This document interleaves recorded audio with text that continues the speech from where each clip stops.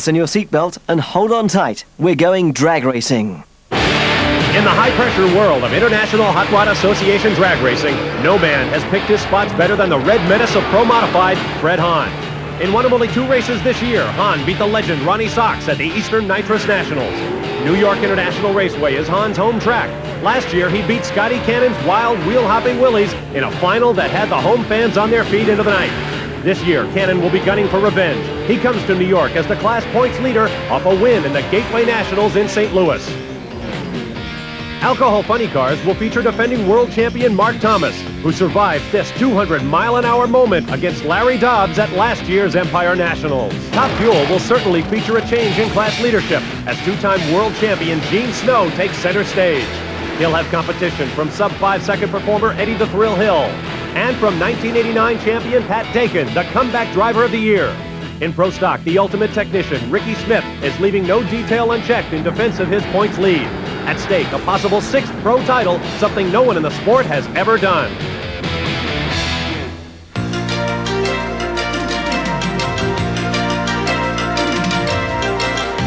ESPN, the world leader in motorsports coverage, presents Speed World. New York International Raceway Park, one of the longest, smoothest, and quickest drag strips in all of motorsports, presents the IHRA Tosti, Asti, Spumante Empire Nationals. In Top Fuel quarterfinals, our first matchup will be Jack Ostrander out of Pontiac, Michigan. Pontiac Jack going up against Wayne Bailey, whom we just heard from. Wayne out of Lake Orion, Michigan. Well, this is the middle of the field right here. The number 4 and 5 qualifiers beating up, so pretty equal competition.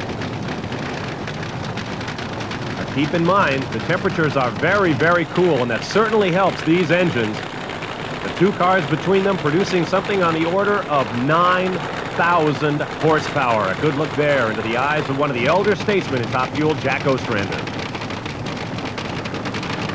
There is Wayne Bailey using some of the new sunglasses that came into the sport last year that can provide the drivers with a little less glare off the racetrack in the front of the car.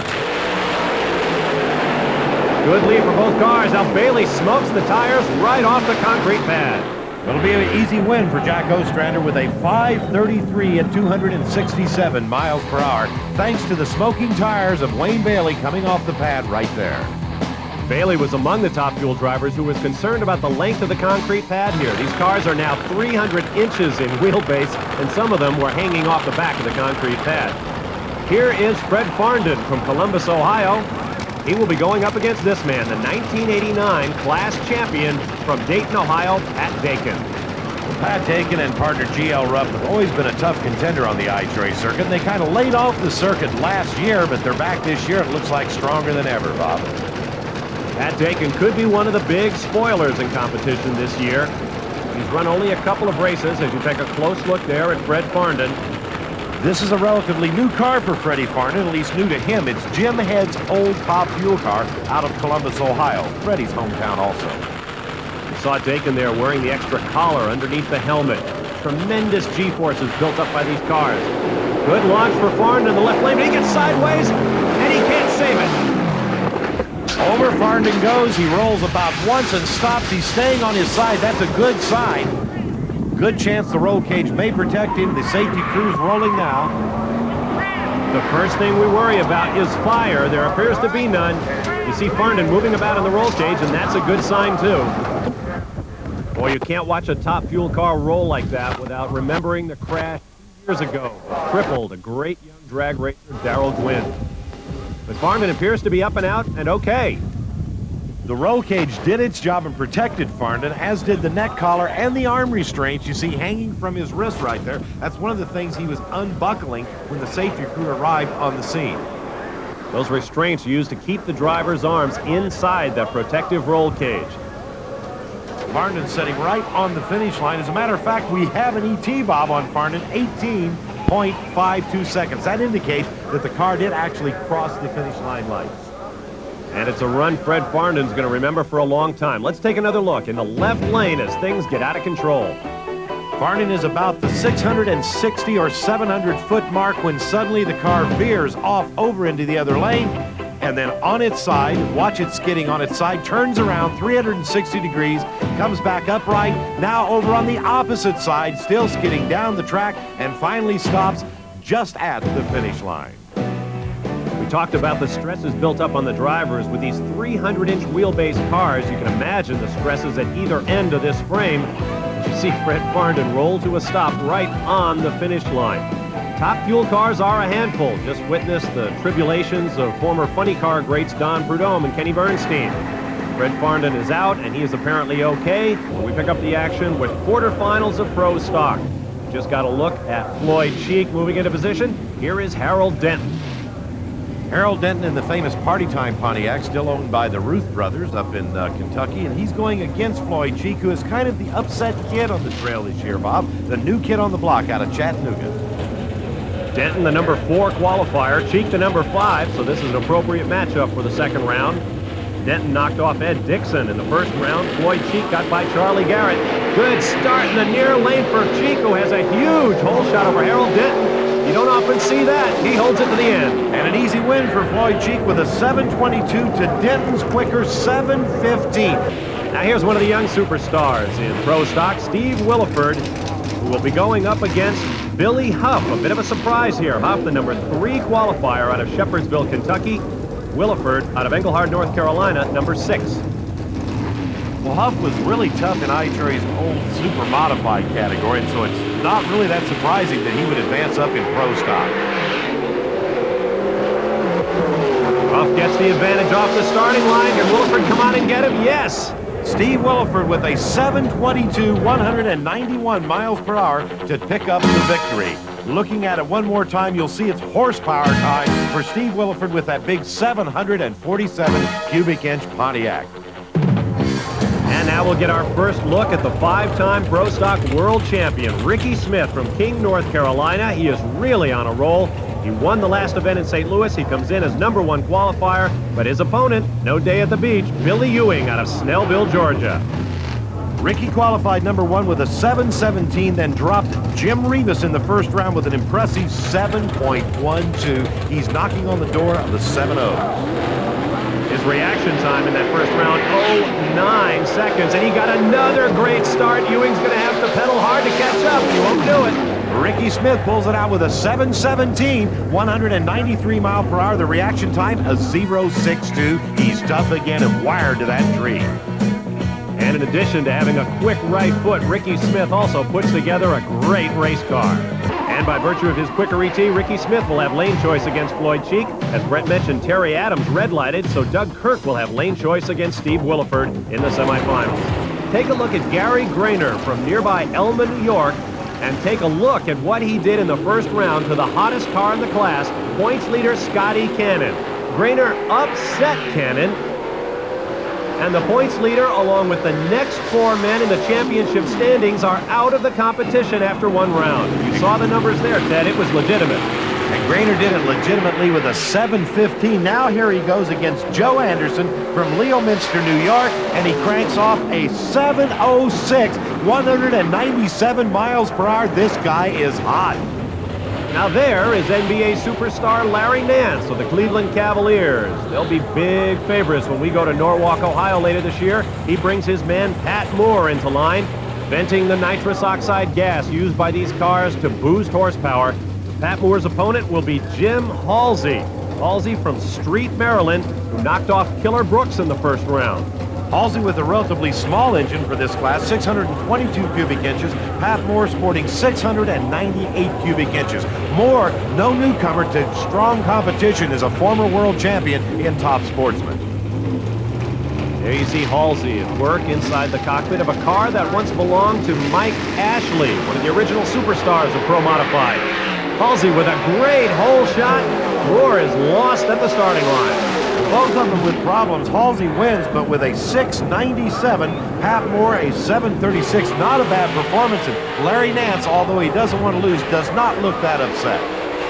Now here's our first look at the big crowd favorite here, the defending champion, Fred Hahn from nearby West Seneca, New York, using one of the smallest engines in the class, 526 cubic inches. Well, that's the cubic inch limit that the blown cars are limited to because they do use a supercharger, whereas a car like this, Manny DeJesus's nitrous-injected car, can run 710 cubic inches. Manny DeJesus from the motorsports capital of New York City, believe it or not. DeJesus with a 69 Chevy Nova, one of the all-time favorite nostalgia cars. This is a great confrontation between two very different approaches to Pro Modified. Just listen to the whine of Freddie Hahn's supercharged engine. Hahn lifts early, goes 696 at only 190. He was off of that car early. Oh, there's a lot more in it from Freddie Hahn, who will have lane choice against Gary Grainer in the semifinals. Al Billis will give up lane choice to Jim Halsey. We're ready for quarterfinal action in Alcohol Funny Cars. You saw Doug Hearsom. Here is Larry Dobbs, the overall class points leader. He's going to go for it in an all-Canadian quarterfinal matchup. From Welland, Ontario, Larry Dobbs, the points leader. From Lisle, Ontario, Doug Hearsom.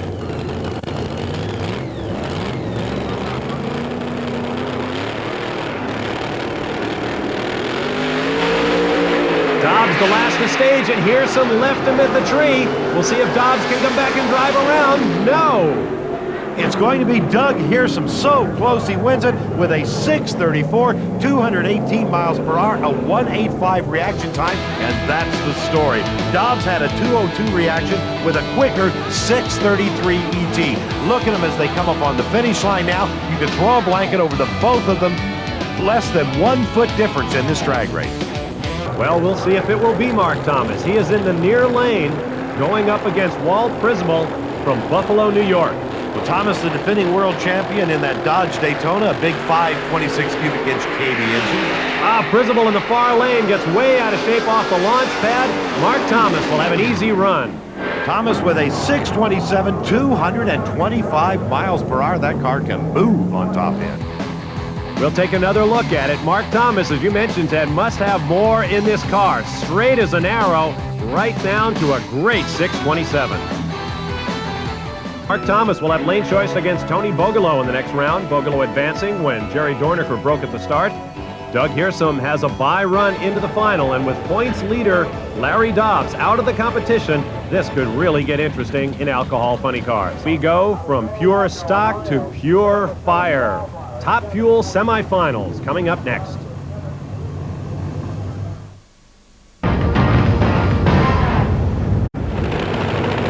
On a cool day at New York International Raceway Park, here comes Eddie the Thrill Hill out of Wichita Falls, Texas.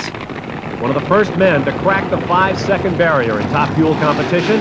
And here is Pat Dakin, the 1989 IHRA World Champion, on a comeback run after a year away from the sport, and he is really running well. What a battle this is. The number 2 qualifier, Patty Dakin, against the number 3 qualifier, Eddie the Thrill.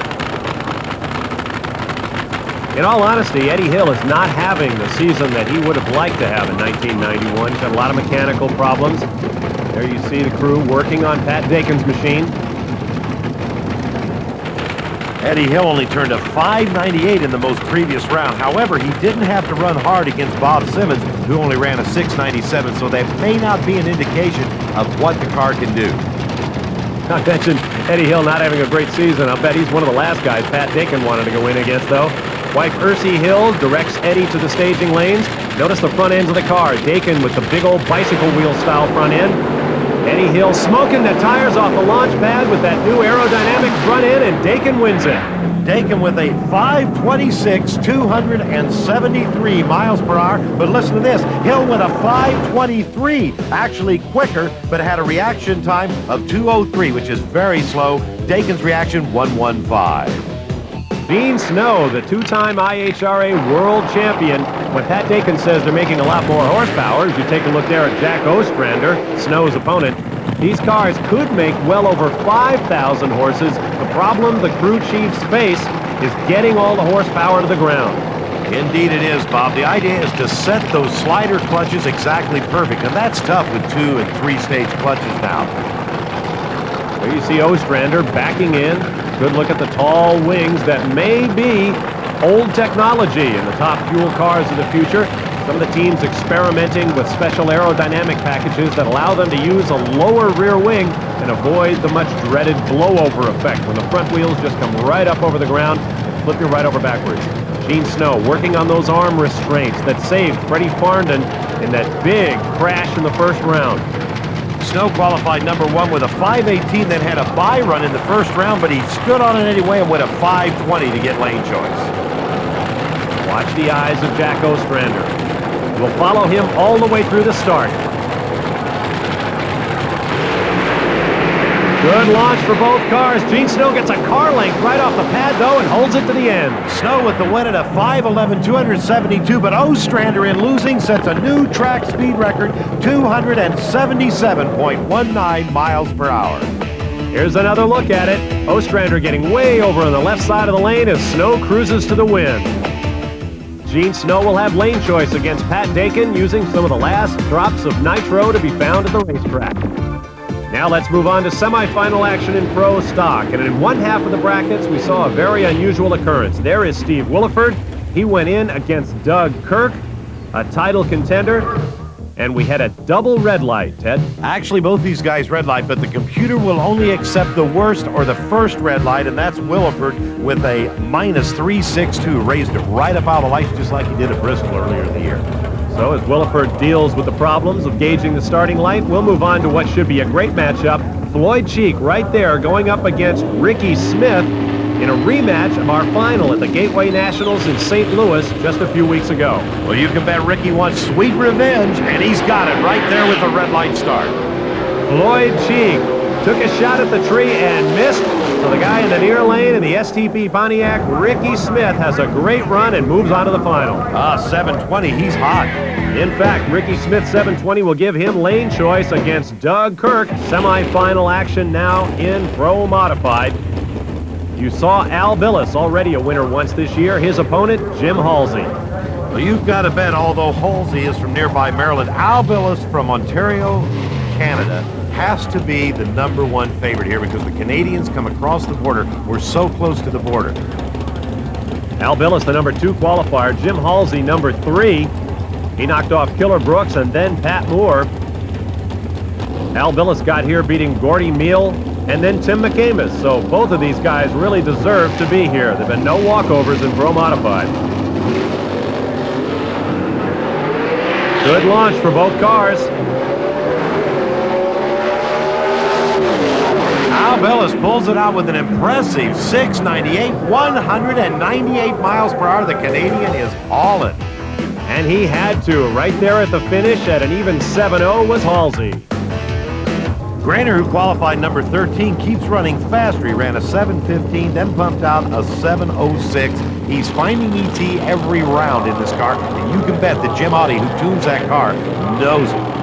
With a 7:06 and a 6:96, Fred Hahn is just one round ahead of Grainer. And Grainer doesn't leave the starting line. Now he leaves, but it's way too late. Grainer with some sort of difficulty, but it may not have been mechanical. Freddie Hahn, a 698. No, Grainer didn't have mechanical problems, Bob. He ran a 7 flat at 197. Let's look one more time here. Grainer setting there. Now finally he leaves. All right, we now understand that Gary Grainer's problem was he staged too deeply and couldn't see the starting lights over that big hood scoop. So Hahn will meet Billis in the final. And we move on to Alcohol Funny Cars. There is Mark Thomas, the defending world champion, with 2 sub-6.3 second runs coming into this matchup with Tony Bogolo. Bogolo didn't run that well most previous round at all. He ran a 7:77, but in the first round, Bogolo cranked out a 6:39. In fairness to Tony, his opponent, Jerry Dornicker, broke in the previous round, so this could be a very interesting matchup. As is usual in Alcohol Funny Cars, both drivers taking lots of time after those long, smoky burnouts. The Alcohol Funny Cars run much cooler than the nitro-powered machines, so they can do that. Well, as a matter of fact, they do that intentionally. The idea is to build up some heat in the engine because it makes more horsepower with the Alcohol Funny Car. The temperature between 65 and 70 right now, and that will make the job a little bit more difficult in building up that heat. Now Tony Bogolo, in imagination, pulls up to the staging lights. In the near lane, Mark Thomas running ethanol alcohol in his machine. Good launch for both cars. Both guys get a little squirrely off the launch pad, and Bogolo has to get out of it. Thomas with an easy win, a 6:31, 223 miles per hour. Well, Doug Hearsum gave no indication of what cards he holds in his other semifinal run against no opposition. He came through at a pedestrian 93 miles an hour, 9.09 seconds. That gives Mark Thomas lane choice over Hearsum, but there may be a problem. Back down to Brett. Here everything looked good, and now you look under the car. What's the problem? Rear end's busted right where the floater bolts on, where the brake caliper bolts onto the car, onto the rear end housing. It's busted right in half. From the shake? It shook hard. When I grabbed the brakes at the end, they went right down. I was hoping maybe a master cylinder or just the caliper went bad, but it busted and pulled the line right off when it took the caliper right around the brake with it. It's not anything you can fix. No, not unless we get a rear end, but we don't have any spare rear ends. It's unbelievable. Not good. Not good at all. It's a tough break. Not the way we like to go out either. Well, let's take one more look at that Mark Thomas run and see if we can see when he actually brakes due to the tire shake. You can't actually see the damage, but it cost him the race. There is the 1987 and 88 IHRA World Champion, Gene Snow, the snowman from Fort Worth, Texas, going up against the 1989 champion from Dayton, Ohio, at Dakin.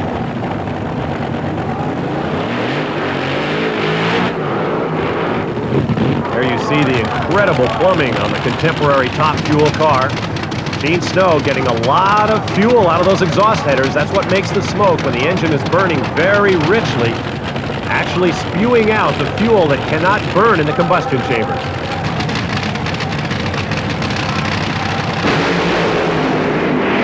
And Snow with a problem right off the pad.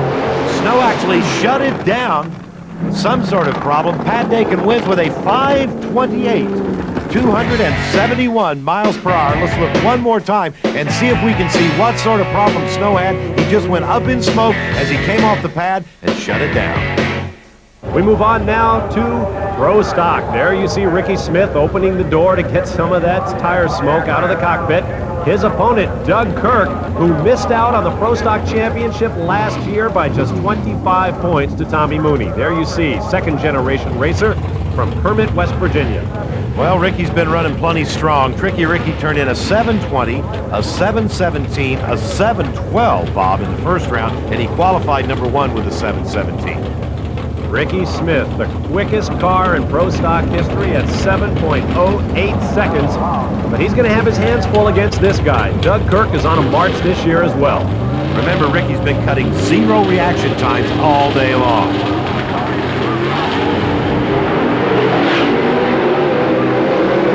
Kirk with the advantage at half track and wins. Doug Kirk pulls it out with a hole shot. He turns a 723, 192 mile per hour. The crew is elated. Ricky Smith turned a quicker 721, but had a 105 reaction. Kurt with a 066 reaction, and that is the story. Look at Kurt barely pulling it out by less than a wheel size. And we will move on to Pro Modified. Talk about killing mosquitoes. Look at the cloud of tire smoke from Freddie Hahn. There is Al Billis backing in that cloud of tire smoke. They call it the Can-Am Challenge. There you see Freddie Hahn pulling in. On the near side is the mirror that he has to use to see the lights over this enormous blower sitting atop that Chevrolet power plant. As we look at Billis, he's running 632 cubic inches of nitrous oxide injected Chevy in that Camaro. With a big cloud of exhaust, Hahn beaten off the line and beaten down the drag strip by Billis. Hahn must have had a problem. Billis a 699, 197 miles per hour, and Hahn actually slowed to a 715 at 193. Let's watch that drag race one more time. You can see the sun getting low, and it has warmed up a lot. This track has been catching competitors out all day, but Al Billis had it absolutely nailed. Today's Tosti, Asti, Spumante Empire Nationals have had a big impact on the championship, Ted. Well, Bob, indeed it has. In Top Fuel, Gene Snow moves into first place. Pat Dakin holds down second place, and King Kinney fell to third. In Pro Stock, Ricky Smith is on top. Doug Kirk moved into second and bumped Terry Adams down to third place. In I'll Call Funny Car, Mark Thomas moved into third place. Larry Dobbs fell down to second place. Doug Hearsom in a distant third. And finally, in Pro Modified, Scotty Cannon with a 500-point commanding lead. I'm Bob Varsha for Ted Jones and Brett Kepner. Thanks for being with us. We'll leave you with a look at the Soft Seal Custom Car Show. See you all in Norwalk.